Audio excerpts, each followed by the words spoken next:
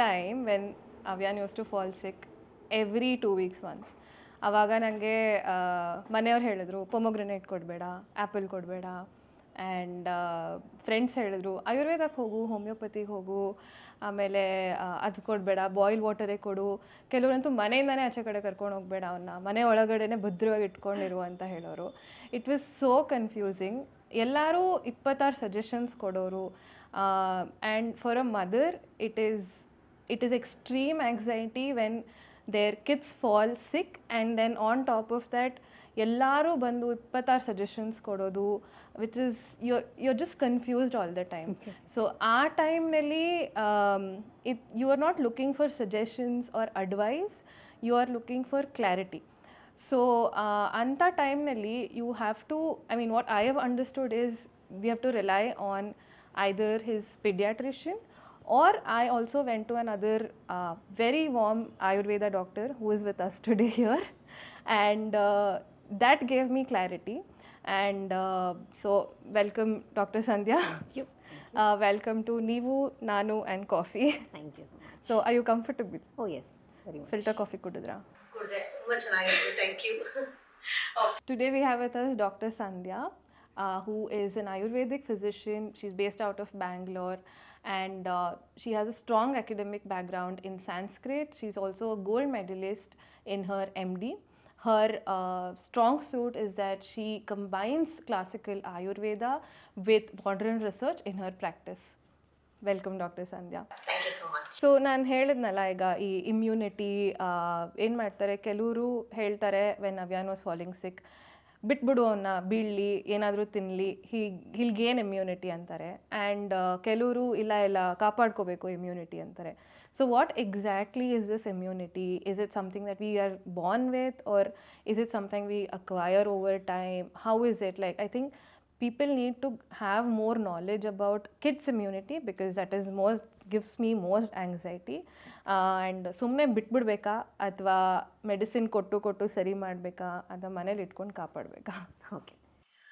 So immunity ಅಂದ್ರೇನೆ I think the whole world has a very different opinion. ಯಾಕೆಂತಂದ್ರೆ immunity ಅಂತ ಕೇಳಿದ್ರೆ people think they shouldn't fall sick, they should always be strong. But as human beings it's impossible not to fall sick ಅಲ್ವಾ? ಹುಷಾರ್ ತಪ್ಪೋದು ಅನ್ನೋದು it's a normal thing that happens to everybody. ಹುಷಾರ್ ತಪ್ಪಿಲ್ಲ ಅಂದ್ರೆ we are an inanimate object. ಈ ತರ ಈ ಟೇಬಲ್ಗೆ ಹುಷಾರ್ ತಪ್ಪಲ್ಲ. So we are not tables, we are human beings.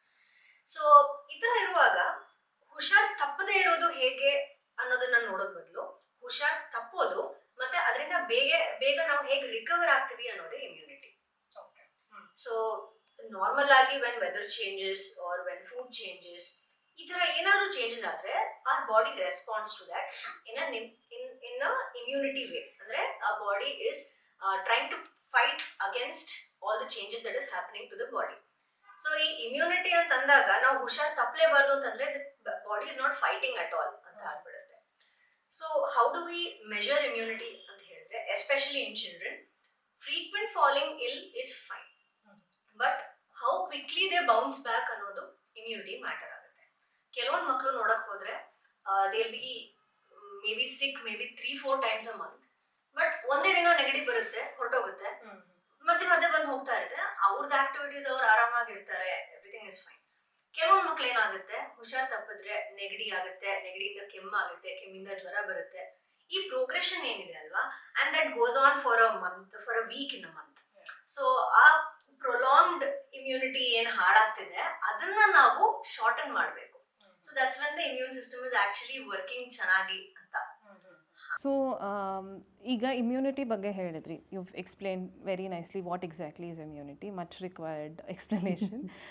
So ಇದರಲ್ಲಿ ಲೈಕ್ ಯು ಸೆಡ್, ಇವೆಂಚುಲಿ ಹೋಗ್ತಾ I have seen difference in ಅವ್ಯಾನ್ ದಟ್ ಮುಂಚೆ it would take him 1 full week to recover, where is ಇವಾಗ ನಾವು that is 3 years old, it takes about 1 or 2, and then impact ಅಷ್ಟೊಂದಿಲ್ಲ. Like ಮುಂಚೆ he used to be tired, ಯಾವಾಗಲೂ he wanted to be with me on my lap, full throughout the night he wanted to be on my lap. So ಇವಾಗ it is more like okay he sleeps syrup ಹಾಕಿದ್ರೆ ಮಲ್ಕೋತಾನೆ.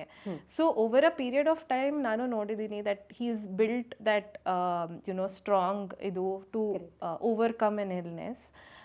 So is there like different types of immunity, and not just like kids related, like in general, is there like different types of immunity that kids build over time, or how does it work? How does basically the immunity cycle work? Right. So ಈಗ immunity ಅಂತ ಹೇಳಿದ್ರೆ it works in 2 ways. First thing is innate immunity ಅಂತ. Innate immunity is gotten is inbuilt in our body. Okay, generally any illness ಆದಾಗ innate immunity steps in and fights against it. Acquired immunity ಅಂತಂದಾಗ when a particular pathogen enters our body, when a particular microbe, bacteria ಇರಲಿ ಏನೇ ಇರಲಿ enter ಆದಾಗ ಅದಕ್ಕೆ ತಕ್ಕಂತೆ modify ಮಾಡಿಕೊಂಡು specific ಆಗಿ ಟಾರ್ಗೆಟ್ ಮಾಡಿ the body fights against it. So ಅವಾಗ ಏನಾಗುತ್ತೆ, ಆ ಬಾಡಿಯಲ್ಲಿ ಆ ರೆಸ್ಪಾನ್ಸ್ ಟ್ರಿಗರ್ ಆಗಬೇಕು ಅಂತ ಹೇಳಿದ್ರೆ that body should have already recognised that pathogen before. So this is where exposure comes into picture. So ಈ ಇನ್ನೇಟ್ ಇಮ್ಯುನಿಟಿ ಬಂದ್ಬಿಟ್ಟು ಎಲ್ಲರಲ್ಲೂ ಇರೋದೇನೆ, ಸಾಧಾರಣವಾಗಿ ಇರುತ್ತೆ. And how good innate immunity is depends on our daily activities. ನಾವು ಏನ್ ತಿಂತೀವಿ, ಹೇಗೆ ಮಲಗ್ತೀವಿ, ಎಷ್ಟೊತ್ತಿಗೆ ಎದ್ದೇಳ್ತೀವಿ, ನಮ್ಮ ರೂಟೀನ್ ಆಕ್ಟಿವಿಟೀಸ್ ಮೇಲೆ ಡಿಪೆಂಡ್ ಆಗುತ್ತೆ. ಈಗ ಅಕ್ವೈರ್ಡ್ ಇಮ್ಯುನಿಟಿ ಅಂತ ಹೇಳಿದ್ರೆ ನಾವು ಎಷ್ಟು ಮಕ್ಕಳನ್ನ ಎಕ್ಸ್ಪೋಸ್ ಮಾಡಿದೀವಿ ಎನ್ವೈರನ್ಮೆಂಟ್ಗೆ ಅನ್ನೋದು ಮ್ಯಾಟರ್ ಆಗುತ್ತೆ.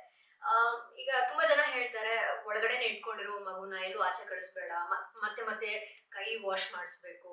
ಈಗ ಡಿಸ್ಇನ್ಫೆಕ್ಟೆಂಟ್ಸ್ ಅಲ್ಲಿ ಹ್ಯಾಂಡ್ ವಾಶಸ್ ಅಲ್ಲೆಲ್ಲ ಬರ್ತಿದೆ, ಕಿಲ್ಸ್ 99.9% ಜರ್ಮ್ಸ್ ಅಂತಲ್ಲ. ಅಷ್ಟೆಲ್ಲ ಜರ್ಮ್ಸ್ ನ ಸಾಯಿಸ್ಬಿಟ್ರೆ ಎಲ್ಲಿಂದ ಎಕ್ಸ್ಪೋಜರ್ ಆಗಬೇಕು ಅಲ್ವಾ? ಆ ಲೋ ಗ್ರೇಡ್ ಇನ್ಫ್ಲಮೇಷನ್ ಇದ್ದಾಗ when the germs actually are in contact with the body, ಅವಾಗ body slowly starts developing that immunity. And ಮಕ್ಕಳಲ್ಲಿ ಆ ಒಂದು ಏಜ್ ಗ್ರೂಪ್ ಇರುತ್ತಲ್ವಾ, that's when the immune system is maturing to the maximum. So ಅಷ್ಟು changes ಅಷ್ಟು ಬೇಗ ಬೇಗ develop ಆಗ್ತಿದೆ ಅಂತ ಹೇಳಿದಾಗ ನಾವು ಅದಕ್ಕೆ ಫೀಡ್ ಮಾಡಬೇಕು. ಸೊ ನಾವೇನು ಅನ್ಕೋತೀವಿ, ತುಂಬಾ ಪ್ರೊಟೆಕ್ಟೆಡ್ ಎನ್ವೈರನ್ಮೆಂಟ್ ಅಲ್ಲಿ ಇಟ್ಕೋಬೇಕು, ನ್ಯೂಟ್ರಿಷನ್ ಚೆನ್ನಾಗಿ ಕೊಟ್ರೆ ಮಕ್ಳು ಚೆನ್ನಾಗಿ ಬೆಳೀತಾರೆ ಅಂತ ಅನ್ಕೋತೀವಿ. ಬಟ್ ಆದಷ್ಟು ಮಕ್ಕಳನ್ನ ಎಕ್ಸ್ಪೋಸ್ ಮಾಡಬೇಕು. ಏನ್ ಹೊರಗಡೆ ವಾತಾವರಣ ಇದೆ, ಪಾಲನ್ ಇರಲಿ, ಏರ್ ಪೊಲ್ಯೂಷನ್ ಇರ್ಲಿ. ಐ ಆಮ್ ನಾಟ್ ಸೇಯಿಂಗ್ ರೋಡಲ್ಲಿ ಬಿಟ್ಬಿಡಿ ಅಂತ, ಬಟ್ ಆ ಡಸ್ಟ್ ಅಲ್ಲಿ, ಆ ಮಣ್ಣಲ್ಲಿ ಮಕ್ಕಳನ್ನ ಆಟ ಆಡಕ್ ಬಿಡ್ಬೇಕು. ಅದ್ರಲ್ಲಿ ಯಾವಾಗ ಮಿಕ್ಸ್ ಆಗ್ಬಿಟ್ಟು ಸ್ಕೂಲ್ಗೆ ಹೋದಾಗ ಬೇರೆ ಮಕ್ಕಳ ಜೊತೆ ಇರ್ತಾರೆ, ಬೇರೆ ಮಕ್ಕಳಿಂದ ಬೇರೆ ತರ ಬ್ಯಾಕ್ಟೀರಿಯಾ ಅಂಡ್ ಅದರ್ ವೈರಸಸ್ ಸಿಗುತ್ತೆ. ಸೊ ಇದ್ರ ಜೊತೆಗೆ ಅವರು ಮಿಕ್ಸ್ ಆದಾಗ ಅವ್ರ ಇಮ್ಯುನಿಟಿ ಇನ್ನೂ ಚೆನ್ನಾಗಿ ಡೆವಲಪ್ ಆಗ್ತಾ ಹೋಗುತ್ತೆ. So this is acquired immunity. ಆಯುರ್ವೇದದಲ್ಲಿ ಇನ್ನೇಟ್ ಇಮ್ಯುನಿಟಿ ಅಂಡ್ ಅಕ್ವೈರ್ಡ್ ಇಮ್ಯುನಿಟಿನ ಹೇಳೋದು ಓಜಸ್ ಅಂತ ಒಂದು ಕಾನ್ಸೆಪ್ಟ್ ಇಂದ.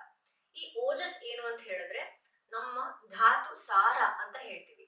ಸೊ ನಮ್ಮ ಆಯುರ್ವೇದದಲ್ಲಿ ಎಲ್ಲ ಟಿಶ್ಯೂಸ್ ಅಂತ ನಾವೇನ್ ಹೇಳ್ತೀವಿ, ರಸ, ರಕ್ತ ಇತ್ಯಾದಿಗಳು, ಅದು ಎಲ್ಲ ಡೆವಲಪ್ ಆದ್ಮೇಲೆ ಅದ್ರದ್ದು ಉತ್ತಮ ಸಾರ or the essence of that is ojas. So ojas is the vital thing that protects your body, that helps your body grow in the right way. Vitality ಅಂತ ಹೇಳ್ಬೋದು ಓವರ್ ಆಲ್. ಸೊ ಈಗ ಓಜಸ್ ಬೆಳಿಬೇಕು ಅಂತ ಹೇಳಿದ್ರು ಕೂಡ Ayurveda gives a slightly different perspective, equally important. Ayurveda says diet, life style, all of this matter. Along with that ಹೃದಯ ಅನ್ನೋದು, the heart of the child matters a lot. ಮಕ್ಕಳಿಗೆ ನಾವು ಸಣ್ಣ ವಯಸ್ಸಲ್ಲಿ ಅನ್ಕೋತೀವಿ ಅವ್ರಿಗೇನು ಬುದ್ಧಿ ಅಷ್ಟು ಬೆಳೆದಿರಲ್ಲ, ಇಮೋಷನಲ್ ಹೆಲ್ತ್ ಅಷ್ಟು ಬೆಳೆದಿರಲ್ಲ. So we give them all kind of cues. Instagram reels browse ಮಾಡೋದಿರ್ಲಿ, or some random item numbers songs ತರ ಹಾಕೋದಿರ್ಲಿ, all of this is subconsciously feeding their mind. And heart is not just a seat of emotions. Now mansu anta helidaga it applies to the heart according to Ayurveda and yogic science. And heart is also a physical organ that is pumping out blood throughout. Heart is mainly a seat of ojas. So immunity enide it resides in the heart, and all the circulatory fluid that is absorbed in our gut is going to the heart according to Ayurveda. So rasa dhatu or the nutritive fluid ಏನ್ form ಆಗ್ತಿದೆ ಅದು first heart ಹೋಗಿ ಅಲ್ಲಿಂದಾನೆ ಎಲ್ಲ ಬಾಡಿಗೆ circulate ಆಗ್ತದೆ. So heart is such an important organ ಅನ್ನೋ ಕಾರಣಕ್ಕೆ ನಾವು ಹಾರ್ಟ್ ನ ತುಂಬಾ ಹುಷಾರಾಗಿ ನೋಡ್ಕೋಬೇಕು. But what we are feeding them emotionally, the kind of words we use, ಕಠೋರವಾದ ಶಬ್ದ ಯೂಸ್ ಮಾಡೋದು, ಅಥವಾ ಅವ್ರಿಗೇನೋ ಇಷ್ಟ ಇಲ್ಲ ಅಂತಂದಾಗ ಫೋರ್ಸ್ ಮಾಡಿ ಅದನ್ನ ತಿನ್ಸೋದೇ ಇರಲಿ, ಫೋರ್ಸ್ ಮಾಡಿ ಒಂದ್ ಕೆಲಸ ಮಾಡಿಸೋದೇ ಇರಲಿ, ಈ ರೀತಿ ಏನೇನ್ ನಾವು ಅನ್ಕಾನ್ಶಿಯಸ್ ಆಗಿ ಮಾಡ್ತೀವಿ ಅಲ್ವಾ, so all of this will affect the ojas as well. Okay. So are you saying in terms of diet also for kids, their surroundings also like matter a lot, or ಏನು ನೋಡ್ತಾರೆ, ಏನು ಎಲ್ಲಿರ್ತಾರೆ, ಖಂಡಿತ. all of that also affects the physical. ಖಂಡಿತ because our emotions are also certain energies, and emotion ಈಗ there is a lot of research happening in this. When we are given certain emotional cues, our body inculcates it, and ನಮ್ಮ body ಅದ್ರ ಒಳಗಡೆ ಸೇರಿಸ್ಕೊಳ್ಳುತ್ತೆ. People who are used to listening to a certain kind of music or songs or certain things, they will have certain kind of thought patterns, certain kind of emotional reactions to that. Kids who are looking at their parents always quarreling or in a negative environment tend to develop certain kind of negative emotions. It might be as a coping mechanism, or it might be a resistance to that. Parents ಯಾವಾಗಲೂ ಅವ್ರ ಮಧ್ಯದಲ್ಲಿ ಜಗಳ ಮಾಡ್ತಿದ್ದಾರೆ ಅಂತ ಹೇಳಿದ್ರೆ, ಮಗು ಬಂದ್ಬಿಟ್ಟು ಅವ್ರ ತಂದೆ ತಾಯಿಯಿಂದ ಕಲ್ತ್ಬಿಟ್ಟು ಅದೇ ತರ ಶಬ್ದಗಳನ್ನ ಕಲಿಬಹುದು, ಅಥವಾ ಅವರು ಜಗಳ ಮಾಡೋದನ್ನ ನೋಡ್ಬಿಟ್ಟು ಇವ್ರಿಗೆ ತುಂಬಾ ಮನ್ಸ್ ಕಷ್ಟ ಆಗ್ಬಿಟ್ಟು they will become so emotionally numb, they'll cover themselves. So ಇವಾಗ ಈ ಸಿಚುವೇಶನ್ ಅಲ್ಲಿ ಹಾರ್ಟ್ ಬಂದ್ಬಿಟ್ಟು ಕ್ಲೋಸ್ ಆಗ್ಬಿಡುತ್ತೆ. The heart as an energy body, as an energy center, needs to be open, it needs to be giving, it needs to be accepting, exchange of energies irutte. So what happens in the situations really, the heart closes down, it feels very unsafe.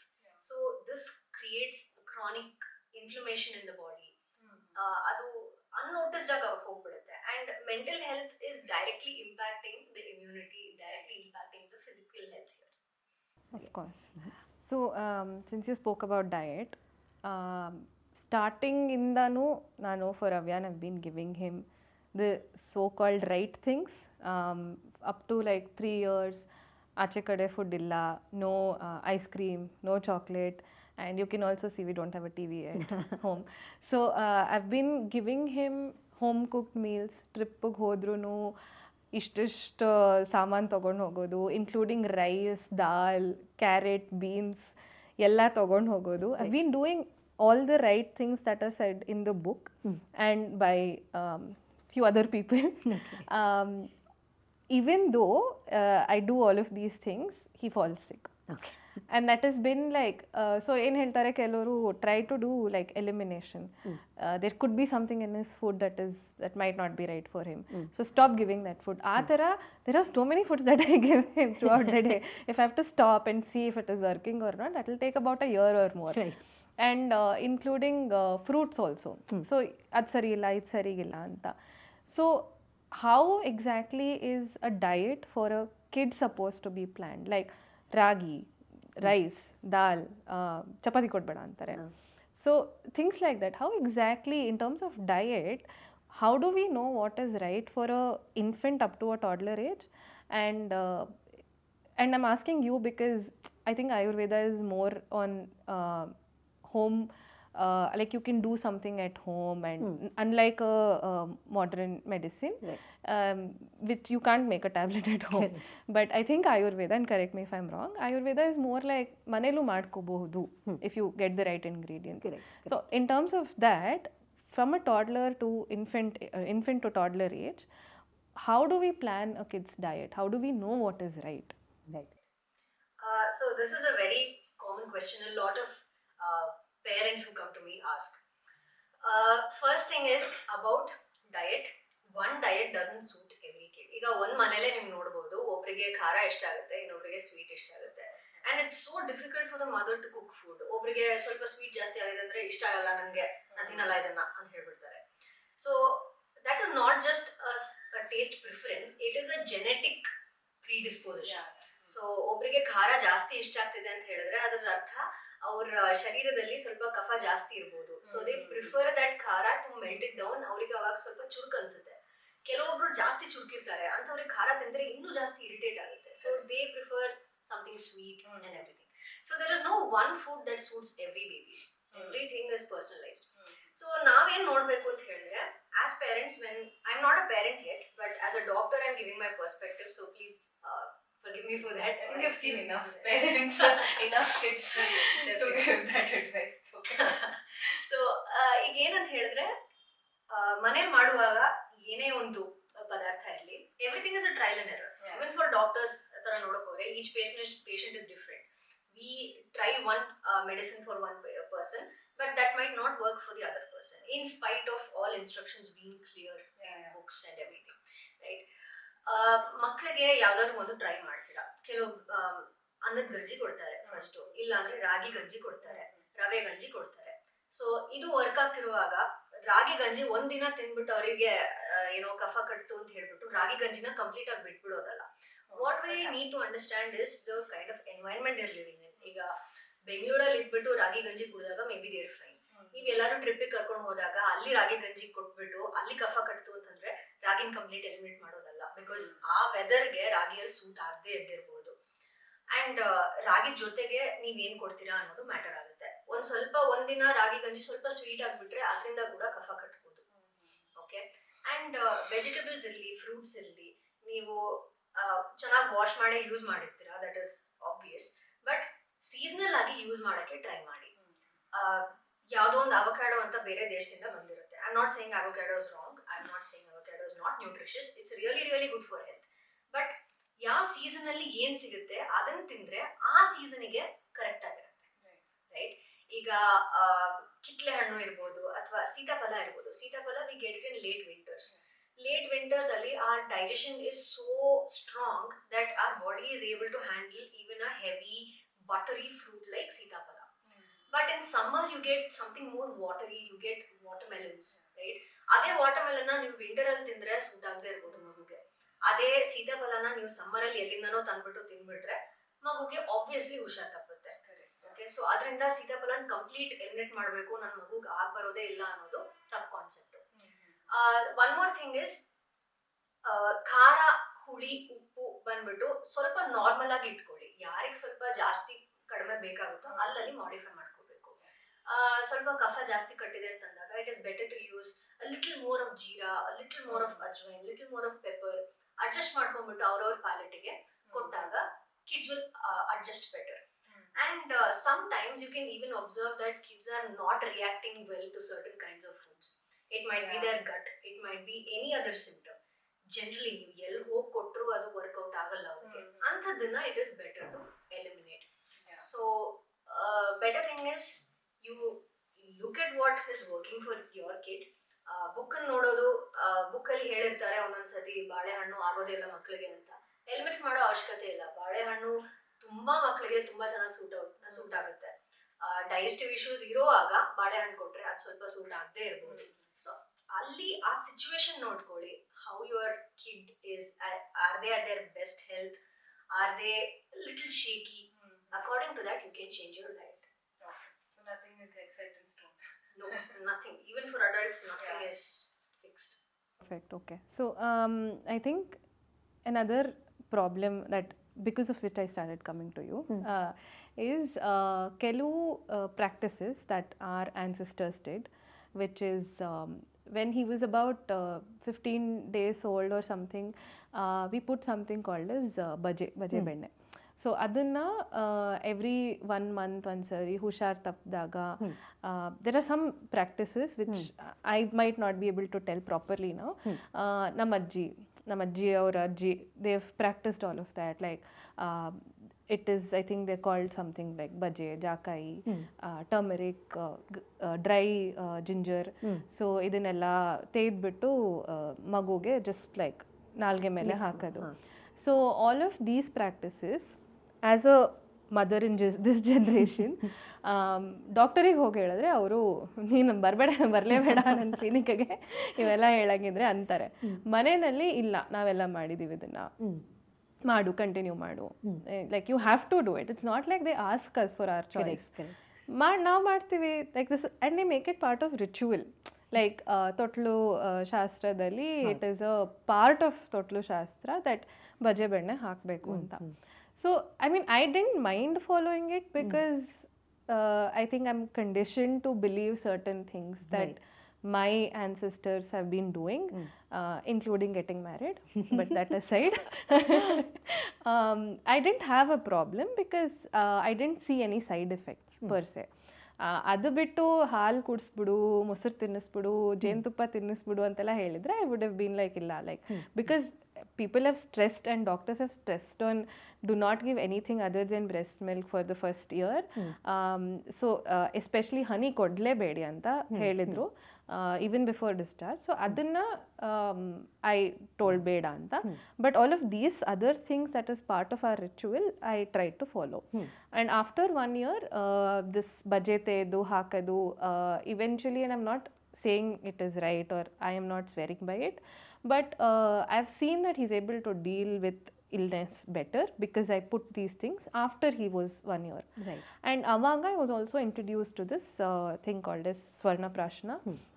And Attige, for my nephew, she was doing it. So she told there is a concept behind it. Pushya Nakshatra bandagle hakisbeku adanna, like that is an auspicious day anta. So that also again felt believable.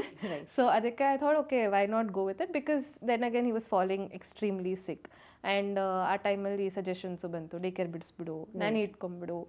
So all of that. So ಆ ಟೈಮ್ನಲ್ಲಿ I was giving him so many syrups when he was sick. ಸುಮ್ಮನೆ syrup ಕೊಡೋದು. I was like, ಎಷ್ಟು ಸಿರಪ್ಗಳು ಕೊಡೋದು? I stopped it, and I think that's when I started coming to your clinic, Swarna Prashana ಬಗ್ಗೆ more to understand better. So what is it exactly, and why is it given on that auspicious day? When can we start that for a kid? Okay. Swarna Prashana is ಹೆಸರಲ್ಲೇ ಇರೋದ್ರಿಂದ ಸ್ವರ್ಣ ಭಸ್ಮ ಇರುತ್ತೆ. So you actually have gold in it, and ಆ ಗೋಲ್ಡ್ನ ನಾವು process ಮಾಡಿರ್ತೀವಿ ಇನ್ a very very ಸೂಕ್ಷ್ಮ, ಅಂದರೆ very minute form. So it's called swarna bhasma. Okay, ಈ ಸ್ವರ್ಣ ಭಸ್ಮನ ಕ್ಲಾಸಿಕಲಿ ಅದನ್ನ ಮಾತ್ರ ಕೊಡ್ತಿದ್ರು. ಅಲಾಂಗ್ ವಿತ್ ದಟ್ ಈಗ many practitioners have started adding their own herbs to support the swarna bhasma. So the idea is that ನಾನು ಓಜಸ್ ಅಂತ ಮೆನ್ಷನ್ ಮಾಡಿದ್ನಲ್ವಾ, ಸೊ ಓಜಸ್ನ ಹಾರ್ಟ್ ಅಲ್ಲಿ ಪ್ರೊಟೆಕ್ಟ್ ಮಾಡಿ ಇಡಕ್ಕೆ this swarna bhasma is very very helpful. Okay, and ಇದನ್ನ ಆಕ್ಚುಲಿ ಆಯುರ್ವೇದ ಕ್ಲಾಸಿಕ್ಸ್ ಅಲ್ಲಿ ಫ್ರಮ್ ಡೇ 1 ಕೊಡಬೇಕು ಅಂತ ಹೇಳ್ತಾರೆ. ಅಂದ್ರೆ ಆಫ್ಟರ್ ಡೆಲಿವರಿ ಇಮಿಡಿಯೇಟ್ಲಿ ನಾವು ಸ್ವರ್ಣ ಪ್ರಶ್ನ ಕೊಡಬೇಕು ಅಂತ ಹೇಳ್ತಾರೆ, with ghee and honey. Lot of controversies regarding giving ghee and honey to newborn, right? So ghee is still fine, it's a healthy fat, but ಹನಿಯಲ್ಲಿ ಯಾಕೆ ಇಷ್ಟು ಸ್ಟ್ರೆಸ್ ಇದೆ ಅಂತ ಹೇಳಿದ್ರೆ, there is something called as botulinum toxin that is found in honey spores. Okay, ಹನಿಯಲ್ಲಿ ಕೆಲವೊಂದು spores ಇರುತ್ತೆ, ಆ spores multiply ಆದಾಗ this toxin will be released ಅಂತ ಹೇಳ್ತಾರೆ, and that is very deadly to kids, and that botulinum is the same toxin that people inject for Botox. Okay, so but in children it can be very deadly anta there are evidences.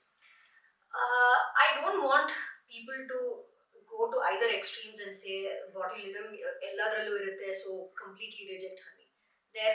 There are chances that honey will have botulinum toxin, and ayurveda ee helid time period alli maybe botulinum didn't exist, or maybe there weren't enough evidences during the Ayurvedic period to say that honey causes any kind of toxicity in children. So athara iddaga, let's take a middle path. Okay, we don't know what kind of honey we are getting in the market these days, right? So better to avoid honey maybe until 1 year, stick with only ghee, but give Swarna Bhasma. You can give other herbs associated with that also, and Swarna Bhasma you're giving it in a very very minute quantity. And that quantity will actually help protect the heart. Swarna Bhasma gold nanoparticles mele tumba research nadide, and it has very protective effects on the heart, very good effects on the immunity as well. And with regards to Pushya Nakshatra, Pushya as a star has very auspicious effects in terms of health. Pushya means poshana. So ದೇಹನ ಪೋಷಣೆ ಮಾಡಲಿಕ್ಕೆ ಅಥವಾ growth and development ಆಗಲಿಕ್ಕೆ ಪುಷ್ಯ ನಕ್ಷತ್ರ is very auspicious ಅಂತ ಹೇಳ್ತಾರೆ. So when stars align ಅಂತ ಹೇಳ್ತೀವಲ್ವಾ, this is exactly it. So the star is align for your body to get ಪೋಷಣೆ. You can give it on Pushya nakshatra, but ಇವತ್ತಿನ ಲೈಫ್ ಸ್ಟೈಲ್ಗೆ ನಮ್ಗೆ ಪುಷ್ಯ ನಕ್ಷತ್ರ ದಿನ ನಾವು ಸಿಗ್ಲಿಲ್ಲ, ನಮ್ಗೆ ಬರಕ್ಕಾಗ್ಲಿಲ್ಲ. ನಾನೇ ಅಷ್ಟೊಂದ್ಸರಿ ಬರಕ್ಕಾಗಿಲ್ಲ. So you can do it on any other day. There are many patients, ಅಯ್ಯೋ ಪುಷ್ಯ ನಕ್ಷತ್ರ ಮಿಸ್ ಆಯ್ತು ಡಾಕ್ಟ್ರೆ, ಈ ತಿಂಗಳು ಕೊಡಕ್ಕಾಗಲ್ಲ. ನೀವು ಒಳ್ಳೇದ್ ಮಾಡ್ತಿದ್ದೀರಾ ಮಗುಗೆ ಅಂತ ಹೇಳಿದ್ರೆ ಅದಕ್ಕೆ ದಿನ ನೋಡೋ ಅವಶ್ಯಕತೆ ಇಲ್ಲ, ಯಾವತ್ತಾದ್ರೂ ಕೊಡಿ. ತಿಂಗಳಲ್ಲಿ ಒಂದ್ಸತಿ ಕೊಡ್ತಾ ಇರೋದನ್ನ ಅದನ್ನ ಯಾಕೋ ಮಿಸ್ ಮಾಡ್ಕೋತೀರಾ ಅಂತ. ಅಂಡ್ ಸ್ವರ್ಣ ಭಸ್ಮ ಬಂದ್ಬಿಟ್ಟು ಆಕ್ಚುಲಿ ಮಕ್ಕಳಿಗೆ ಮಾತ್ರ ಅಲ್ಲ, ಅಡಲ್ಟ್ಸ್ಗೂ ಕೂಡ ಕೊಡಬಹುದು. ಬಟ್ ಚಿನ್ನ ಇರೋ ಬೆಲೆಗೆ ಅಫೋರ್ಡ್ ಮಾಡಕ್ಕಾಗತ್ತಂದ್ರೆ ತಗೊಳ್ಳಿ, it's very good. In fact actually ಅದು ತೇತಿದ್ವಲ್ಲ ಅವಾಗ ಗ್ರ್ಯಾಂಡ್ ಮದರ್ ಅವ್ರು ಹೇಳಿದ್ರು ನಿಮ್ ಹತ್ರ ಚಿನ್ನದ ಒಂದು ಕಾಯಿನ್ ಇದೆ, ಅದನ್ನು ತೆಗೆದ್ಬಿಟ್ಟು ಬಿಸಿ ಹಾಲಲ್ಲಿ ಹಾಕೊಡ್ಬಹುದು ಅಂತ. ಎಕ್ಸಾಕ್ಟ್ಲಿ. ನಾನ್ ಚಿಕ್ಕವಳಿದ್ದಾಗ್ಲೂ ಇದೇ ಪ್ರಾಕ್ಟೀಸ್ ಇತ್ತು, ಉಂಗುರ ತೆಗೆದ್ಬಿಟ್ಟು but the better option is to make gold nano particles, ಅಂದ್ರೆ ಸ್ವರ್ಣ ಭಸ್ಮ. ಯಾಕಂದ್ರೆ gold in an elemental form ಬಂದ್ಬಿಟ್ಟು it is still an element, it's not completely reduce, it's not completely oxidised. So ಅದ್ ಬಾಡಿ ಅದನ್ನ ಪ್ರೋಸೆಸ್ ಮಾಡಕ್ಕೆ ಕಷ್ಟ ಆಗುತ್ತೆ, ಟಾಕ್ಸಿಸಿಟಿ ಬರುತ್ತೆ. So better if you using a good quality swarna bhasma, then the body will be able to assimilate that better, ಆ ತರ. And ಸ್ವರ್ಣ ಭಸ್ಮ ಬಂದ್ಬಿಟ್ಟು ನಾವ್ ಅನ್ಕೋತೀವಿ ಗೋಲ್ಡ್ ಕಲರ್ ಇರುತ್ತೆ. ಸೊ ನೀವು ಯಾವಾಗಾದ್ರೂ ಅಂಗಡಿಯಿಂದ ಸ್ವರ್ಣ ಭಸ್ಮ ಅಥವಾ ಸ್ವರ್ಣ ಪ್ರಾಶನ ಬಾಟಲ್ ರೆಡಿಮೇಡ್ ಆಗಿ ತಗೋಬಿಟ್ಟು ಅದನ್ನೇ ಕೊಡೋಣ, ಅದನ್ನ ಶೇಕ್ ಮಾಡಿ ನೋಡಿದಾಗ ಅದ್ರಲ್ಲಿ ಗೋಲ್ಡ್ ಪಾರ್ಟಿಕಲ್ಸ್ ಎಲ್ಲ ಕಾಣಿಸ್ತಿದೆ ಅಂತಂದ್ರೆ ದಯವಿಟ್ಟು ಅದನ್ನು ಬಿಸಾಡಿ. ಸ್ವರ್ಣ ಪ್ರಾಶನ ಆತರ ಇರೋದಿಲ್ಲ. ಗೋಲ್ಡ್ ಭಸ್ಮ ಬಂದ್ಬಿಟ್ಟು it will be rust coloured, ಒಂಥರ ಡಲ್ ಬ್ರೌನ್ ಕಲರ್ ಇರುತ್ತೆ ಅದು. So if you happen to see any gold particles floating around in swarna prashana, ದಯವಿಟ್ಟು ಅದನ್ನ ಬಿಸಾಡಿ. ಅದ್ರಲ್ಲಿ ಗ್ಲಿಟರ್ ಹಾಕಿರ್ಬೋದು, ಅದು ಸ್ವರ್ಣ ಅಲ್ಲ. ಇದೇನೋ ಮಾಡಿ ಮಾರ್ಕೆಟ್ ಅಲ್ಲಿ ತರ್ತಾರೆ ಮಾರ್ಕೆಟಿಂಗ್. ಸೊ ಅದರ್ನಲ್ಲೂ I think there are different kinds, because ನನ್ನ ನೆಫ್ಯೂಗೆ the Ayurveda doctor that they go to, they give a tablet like Pushya ನಕ್ಷತ್ರ ಟೈಮಲ್ಲಿ you can take it home, mix it with ghee and take it ಅಂತ. But I think when I came to you give it in a leha form. So what is the difference between? Okay, so ಸ್ವರ್ಣ ಪ್ರಾಶನ ಕೆಲವೊಬ್ರು drops form ಅಲ್ಲಿ ಕೊಡ್ತಾರೆ, ಕೆಲವೊಬ್ರು ಚೂರ್ಣ form ಅಲ್ಲಿ ಕೊಡ್ತಾರೆ, powder form ಅಲ್ಲಿ, ಕೆಲವೊಬ್ರು ಟ್ಯಾಬ್ಲೆಟ್ ಫಾರ್ಮ್ ಅಲ್ಲಿ ಕೊಡ್ತಾರೆ.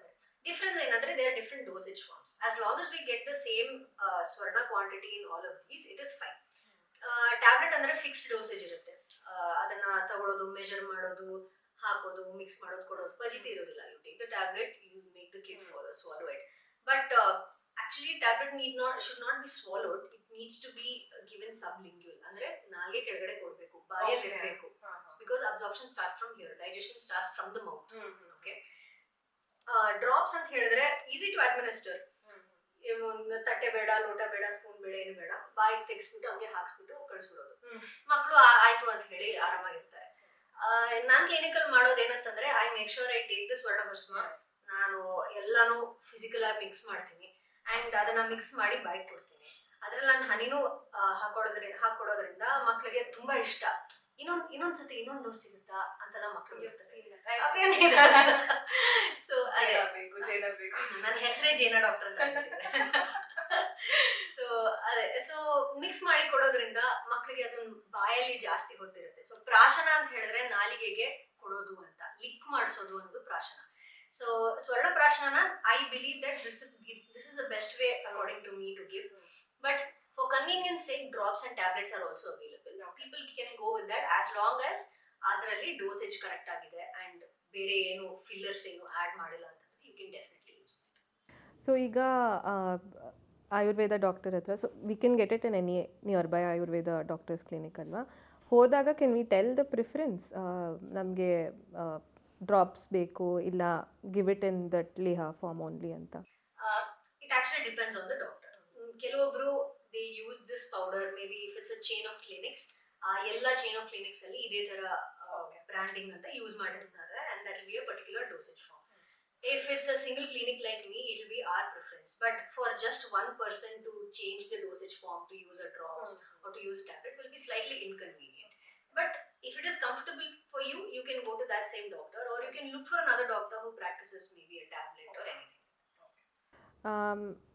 On that note, ಸೊ ನಿಮ್ಮ ಹತ್ರ ಬರೋದಕ್ಕೆ ಅವ್ಯಾನ್ ಕರ್ಕೊಂಬರಕ್ಕೆ is not a problem. He will come, ಜೇನ ಕೊಡ್ತಾರೆ, ಹನಿ ಕೊಡ್ತಾರೆ, ಸ್ವೀಟ್ ಆಗಿರುತ್ತೆ ಅಂದರೆ ಬರ್ತಾನೆ. But when I ask him, ನಿಂದು ಪಿಡಿಯಾಟ್ರಿಷಿಯನ್ ಡಾಕ್ಟರ್ ABCD. ಅವ್ರ ಇಷ್ಟನ ಇವ್ರ ಇಷ್ಟನ ಅಂದರೆ ಇವ್ರ ಇಷ್ಟ ಅಂತಾರೆ. But whenever he falls sick ಕರ್ಕೊಂಡು ಹೋಗ್ಬೇಕಿರೋದು to the paediatrician only. Extreme fever 102 ಆ ಥರ ಎಲ್ಲ ಆಗಿದೆ, ಕೋಲ್ಡ್ ಜಾಸ್ತಿ ಆಗಿದೆ, we end up taking him to emergency, or his pediatrician is somebody that ಹೆಂಗಾಗ್ಬಿಟ್ಟಿದೆ ಅಂದರೆ ಅಲ್ಲಿ ಹೋಗಿ ದುಡ್ಡು ಹಾಕಿದ್ರೇನೆ ಅವ್ನಿಗೆ ಸರಿ ಹೋಗೋದು. And of course I mean the pediatrician has also been with us since the day he was born. So innately what is the difference between modern medicine, allopathy versus Ayurveda? When is it right to like come to Ayurveda? Because ನಿಮ್ಗೆ ಹೇಳ್ದಂಗೆ ನನಗೆ I tried allopathy. Of course it solves the problem, but back of my mind ಇಷ್ಟೊಂದು syrup ಕೊಡ್ತಿದ್ದೀನಿ, it's like sugar syrup ಅಷ್ಟೊಂದು ಕೊಡ್ತಿರೋದು ಎಷ್ಟು ಸರಿ ಅಂತ ಡಾಕ್ಟರ್ ಹತ್ರ ಹೋಗೋದು. So that is when I started relying on other forms of medicine. But I don't think it can be a substitute. So how does it work? ಯಾವಾಗ ಹೋಗ್ಬೋದು, ಯಾವಾಗ ಬರ್ಬೋದು ನಿಮ್ಮ ಹತ್ರ, ಯಾವಾಗ ಅವ್ರ ಹತ್ರ ಹೋಗ್ಬೋದು? ಓಕೆ, ಸೊ ಆಯುರ್ವೇದ ಬಂದ್ಬಿಟ್ಟು ಇದೇ ಕಾರಣಕ್ಕೆ ಸೈಡ್ ಸ್ಟ್ರೀಮ್ ಆಗ್ಬಿಟ್ಟಿದೆ. Modern medicine is the main medicine and Ayurveda is the alternative medicine ಅಂತ ಬಂದ್ಬಿಟ್ಟಿದೆ. So Ayurveda has been sidelined after modern medicine has come into picture. There was a point of time where Ayurveda was the main system of medicine. And in fact, ಹೇಳಕ್ ಹೋದ್ರೆ Jwara is the first chapter that is mentioned in Ayurveda when we start learning about treatments, alva. So ಮಕ್ಕಳಿಗೆ ಜ್ವರ ಬಂದಾಗ್ಲೂ, ನೆಗಡಿ ಆದಾಗ್ಲೂ, ಹೊಟ್ಟೆ upset ಆದಾಗ್ಲೂ Ayurveda doctor ಹತ್ರ ಹೋಗಬಹುದು. It's definitely a good doctor will be able to help you out way better. I'm not comparing with allopathy and Ayurveda, but I'm saying that if you have an option to go to an Ayurveda doctor, you can. One main reason I see here is the overuse of antibiotics. A lot of doctors are very conscious about using antibiotics, but there are instances where antibiotics have been overused. I'm not pointing at any doctor here. I'm not trying to point out at a particular system. It's just that the reality is that antibiotic. I think now in our mind when we go to the doctor, we're like antibiotics ಕೊಟ್ಬಿಡಿ because it will ಬೇಗ solve ಆಗುತ್ತೆ. Correct. So I had recently spoken about this in one of my videos on Instagram. Antibiotic resistance ಅನ್ನೋದು Indians actually don't understand the seriousness of antibiotic resistance. Foreign countries ಅಲ್ಲೆಲ್ಲ ಹೋದ್ರೆ prescriptions are very controlled. The doctor has to write a prescription for you to go and get a prescription for you to get any medicine. And there are a very defined set of medicines that are called over-the-counter medicines, OTC ಅಂತ. ಅದು ಈ wicks ಅಂತ ಏನಾದ್ರು ಲಾಸೆಂಜಸ್ ಇದ್ರೆ ಅದನ್ನ ತಗೋಬಹುದು. But doctor prescription ಇಲ್ಲದೆ antibiotics ಇರಲಿ, ಸ್ಟೆರಾಯ್ಡ್ಸ್ ಇರಲಿ ಕೊಡಬಾರ್ದು ಅನ್ನೋದು it's a written rule in many countries abroad. But ಇಂಡಿಯಾದಲ್ಲಿ these rules are very very loose. So ನೀವು ಡಾಕ್ಟರ್ ಹತ್ರ ಹೋಗ್ದಿರಾ, ಮೆಡಿಕಲ್ ಅಂಗಡಿ ಹತ್ರ ಹೋಗ್ಬಿಟ್ಟು ನನಗೆ ಹುಷಾರಿಲ್ಲ ಅಂತ ಹೇಳಿದ್ರೆ ಅವರೇ ಒಂದು ಪ್ಯಾರಾಸಿಟಮಾಲ್ ಜೊತೆಗೆ ಒಂದು ಆಂಟಿಬಯೋಟಿಕ್ ಕೊಟ್ಬಿಡ್ತಾರೆ. ಇಷ್ಟು ಲೂಸ್ ಆಗಿರೋ ಕಾರಣದಿಂದ educated people will understand the seriousness about this. But ಹಳ್ಳಿಗಳಲ್ಲೆಲ್ಲ ಏನಾಗ್ತಿದೆ ಅಂತ ಹೇಳಿದ್ರೆ, ಡಾಕ್ಟ್ರೆ ನನಗೆ ಸೊಂಟ ನೋವು ಆಗ್ತಿದೆ, ನಂಗೆ ಜ್ವರ ಬಂದಿದೆ ಅಂತ ಸುಮ್ಮನೆ ಒಂದು ಡಾಕ್ಟರ್ ಹೋಗಿ ನೋಡ್ಬೇಕು ಅನ್ನೋ ಒಂದು ಮೈಂಡ್ ಸೆಟ್ ಅಷ್ಟೇ. ಡಾಕ್ಟರ್ ಹತ್ರ ಹೋದಾಗ ನಾನು ಆರಾಮಾಗ್ಬಿಡ್ತೀನಿ ಅನ್ನೋ ಒಂದು ಮೈಂಡ್ ಸೆಟ್ ಇಂದ ಡಾಕ್ಟರ್ ಹತ್ರ ಹೋಗ್ತಾರೆ. ಡಾಕ್ಟರ್ ಬಂದ್ಬಿಟ್ಟು ಬೇಗ ವಾಸಿ ಆಗ್ಬೇಕು, ನನ್ನ ಪ್ರಾಕ್ಟೀಸು ಕೂಡ ಚೆನ್ನಾಗ್ ಆಗ್ಬೇಕು, ಇಲ್ಲಾಂದ್ರೆ ಗುಣ ಆಗಿಲ್ಲ ಅಂತಂದ್ರೆ ಪದೇ ಪದೇ ಬರಲ್ಲ ಅವರು. ಆ ತರ ಒಂದು ಮಾಲ್ ಪ್ರಾಕ್ಟೀಸ್ ಕೂಡ ಇದೆ. Not pointing out at Ayurveda or allopathy, just the reality of doctors that exist in India. ಬರ್ತ್ ಕೊಡ್ತಾರೆ ಆಂಟಿಬಯೋಟಿಕ್ಸ್, ಒಂದೆರಡು ದಿನ ತಗೋತಾರೆ, ವಾಸಿ ಆಗುತ್ತೆ, ಒಳ್ಳೆ ಡಾಕ್ಟರ್ ಅಂತ ಹೇಳ್ಬಿಟ್ಟು ಪದೇ ಪದೇ ಹೋಗ್ತಾರೆ, ಒಂದು ತಿಂಗಳ ಎರಡು ಸತಿ ಹೋಗ್ತಾರೆ, ಆಂಟಿಬಯೋಟಿಕ್ಸ್ ಬರ್ಸ್ಕೋತಾರೆ. ಏನಾಗ್ತಿದೆ ಅಂತ ಹೇಳಿದ್ರೆ, antibiotics are also killing the good bacteria that exist in you along with the bad bacteria. Okay, so ಬ್ಯಾಕ್ಟೀರಿಯಾನೇ ಇಲ್ಲ, your body's defense is getting fried. In fact, antibiotic is killing all the bacteria for you. Your body is not fighting against anything, and this is also making the bacteria resistant. So instead of making your body resistant to the bacteria ಗೆ ಇನ್ನೂ ಜಾಸ್ತಿ ಶಕ್ತಿ ಬಂದ್ಬಿಟ್ಟಿದೆ. ಈಗ India Pakistan war ನಡೀತಿದೆ ಅಂತ ಹೇಳಿದ್ರೆ, Pakistan Indian attack ಮಾಡ್ತು ಅಂತ ಹೇಳಿದ್ರೆ, ಇದೇ ತರ ಮಿಸೈಲ್ ನ ನಾವು ಕೌಂಟರ್ ಮಾಡಕ್ ಹೇಗೆ ಅಂತ ನಾವು ಟೆಕ್ನಾಲಜಿ ಡೆವಲಪ್ ಮಾಡ್ಕೋತೀವಿ. ಅದೇ ತರ ನಾವು ಆಂಟಿಬಯೋಟಿಕ್ ಹಾಕಿದಾಗ ಬ್ಯಾಕ್ಟೀರಿಯಾ ಬಂದ್ಬಿಟ್ಟು ಈ ಆಂಟಿಬಯೋಟಿಕ್ ನ ಹೇಗೆ ತಡೆಯೋದು ಅಂತ ಹೇಳಿ ಮ್ಯೂಟೇಟ್ ಆಗ್ಬಿಟ್ಟು ಇನ್ನೂ ಶಕ್ತಿ ಪಡ್ಕೊಳುತ್ತೆ. So this is the grave reality of antibiotic resistance. And ನೋಡಿದ್ರೆ 1 in 6 infections today in India are antibiotic resistant infections. So ಹಾಸ್ಪಿಟಲ್ಗೆ ಹೋದಾಗ ಒಂದ್ 6 ಜನ ಬೆಡ್ ಅಲ್ಲಿ ಮಲಗಿದ್ದಾರೆ ಅಂತಂದ್ರೆ ಅದ್ರಲ್ಲಿ ಒಬ್ಬರಿಗೆ ಆಂಟಿಬಯೋಟಿಕ್ ರೆಸಿಸ್ಟೆನ್ಸ್ ಇರುತ್ತೆ ಅಂಡ್ ಅವರಿಗೆ ಯಾವುದೇ ರೀತಿ ಆಂಟಿಬಯೋಟಿಕ್ ಕೊಟ್ಟರು ಕೂಡ ವರ್ಕ್ ಆಗಲ್ಲ. ಒಂದ್ ಸಣ್ಣ ನೆಗಡಿ ಕೂಡ ಅವ್ರನ್ನ ತುಂಬಾ ಲಂಗ್ ಇನ್ಫೆಕ್ಷನ್ ಆಗಿ ನ್ಯೂಮೋನಿಯಾ ಬರೋ ತರ ಕೂಡ ಆಗ್ಬೋದು. So this is the reason I am saying don't get so reliant on antibiotics. ಇದ್ರ ಜೊತೆಗೆ ಸ್ಟೆರಾಯ್ಡ್ಸ್ ಕೂಡ ಕೊಡ್ತಾರೆ to suppress your immunity. So suppress immunity na suppress ಮಾಡಿದಾಗ and when antibiotic resistance is already there in your body, it becomes a very bad combination, right? So wherever you can supplement your body with Ayurveda to fight small infections, please come to Ayurvedic doctors, please go to homeopathy, whichever you feel comfortable, right?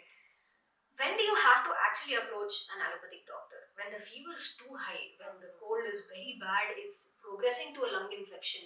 Ava kuda Ayurveda can help, but I am not giving you a false promise saying that Ayurveda will only help, you don't need any other doctor. In fact, navibru allopathy and Ayurveda should work in complement for the patient's betterment. Iga allopathy allu kuda antibiotics koduvaga we can also work with them by giving our medicines for the betterment of the patients. Ultimately we want just that, alva patient has to get better. So I feel that when the inflammation or the infection is getting very very serious, please approach an allopathic doctor. When the patient has to be admitted in the hospital, ತುಂಬಾ ಚಕ್ರ ಬಂದು ಬಿದ್ಬಿಟ್ಟಿದ್ದಾರೆ, ಎದ್ದೇಳ್ತಿಲ್ಲ, ಅಥವಾ sugar down ಆಗ್ಬಿಟ್ಟಿದೆ ದೊಡ್ಡವರಿಗೆ ಅಂತಾದಾಗ first aid ಮಾಡ್ಬಿಟ್ಟು ದಯವಿಟ್ಟು hospital ಕರ್ಕೊಂಡು ಹೋಗಿ. ಮಕ್ಕಳಿಗೆ ಅಂತ ಹೇಳಿದ್ರೆ 2-3 ದಿನ ಆದ್ಮೇಲೆ ಕೂಡ ಫೀವರ್ ಕಡಿಮೆ ಆಗ್ತಿಲ್ಲ, ತುಂಬಾ ಹೈ ಆಗಿದೆ ಫೀವರು, ಕೆಮ್ತಾನೆ ಇದ್ದಾರೆ, ತುಂಬಾ ಗಟ್ಟಿ ಗಟ್ಟಿ ಕಫ ಬರ್ತಿದೆ, ಉಸಿರಾಡಕ್ ತೊಂದರೆ ಆಗ್ತಿದೆ, ಈ ತರ ಸಿಚುವೇಶನ್ ಅಲ್ಲಿ please approach an allopathic doctor. But if it's a mild infection, you can please come to an Ayurvedic doctor. I'm not saying don't go to an allopathic doctor, but Ayurveda doctor hatra bandaga we'll also be able to help you out. Now I'm curious, has it ever happened in your practice that ನೀವು ಮತ್ತೆ ಒಂದು allopathy doctor ಇಬ್ರು ಸೇರ್ಕೊಂಡು that you try to solve a patient's problem?